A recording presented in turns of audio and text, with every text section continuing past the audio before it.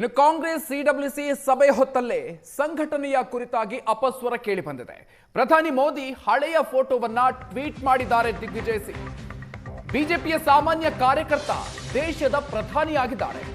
ಇದು ಸಂಘಟನೆಗಿರುವ ಶಕ್ತಿ ಅಂತ ಸಂಸದ ದಿಗ್ವಿಜಯ್ ಸಿಂಗ್ ಪೋಸ್ಟ್ ಮಾಡಿದ್ದಾರೆ. ಬಿಜೆಪಿ ಆರ್ಎಸ್ಎಸ್ ಸಂಘಟನೆಯನ್ನ ಹೊಗಳಿದ್ದಾರೆ. ಕಾಂಗ್ರೆಸ್ನ ಹಿರಿಯ ನಾಯಕ ದಿಗ್ವಿಜಯ್ ಸಿಂಗ್ ಟ್ವೀಟ್ ಕುರಿತಾಗಿ ಕಾಂಗ್ರೆಸ್ನಲ್ಲಿ ಭಾರಿ ಚರ್ಚೆ ಈಗ ಶುರುವಾಗಿದೆ.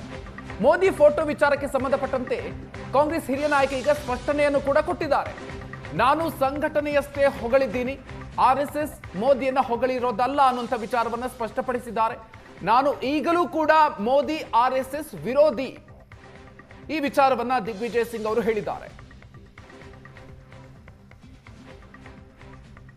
ಕಾಂಗ್ರೆಸ್ನ ಹಿರಿಯ ನಾಯಕನ ಪೋಸ್ಟ್ ಈಗ ಸಾಕಷ್ಟು ಚರ್ಚೆಗೆ ಕಾರಣ ಆಗ್ತಾ ಇದೆ. ಕಾಂಗ್ರೆಸ್ನ ಆಂತರಿಕವಾಗಿ ಕಾಂಗ್ರೆಸ್ನಲ್ಲಿ ಪ್ರಮುಖವಾಗಿ ಬಿಜೆಪಿಯ ಸಾಮಾನ್ಯ ಕಾರ್ಯಕರ್ತ ದೇಶದ ಪ್ರಧಾನಿ ಆಗಬಹುದು ಅನ್ನುವಂಥ ವಿಚಾರವನ್ನು ಉಲ್ಲೇಖಿಸಿ ಪ್ರಧಾನಿ ನರೇಂದ್ರ ಮೋದಿ ಅವರ ಹಳೆಯ ಫೋಟೋವೊಂದನ್ನು ಅವರು ಟ್ವೀಟ್ ಮಾಡಿದ್ರು.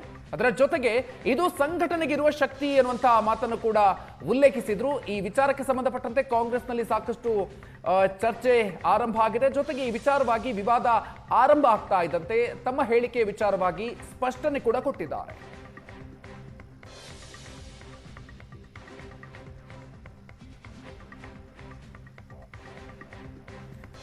ವಿವಾದಿತ ಪೋಸ್ಟ್ ಬೆನ್ನಲ್ಲೇ ದಿಗ್ವಿಜಯ್ ಸಿಂಗ್ ಅವರು ಸ್ಪಷ್ಟನೆ ಕೊಟ್ಟಿದ್ದಾರೆ.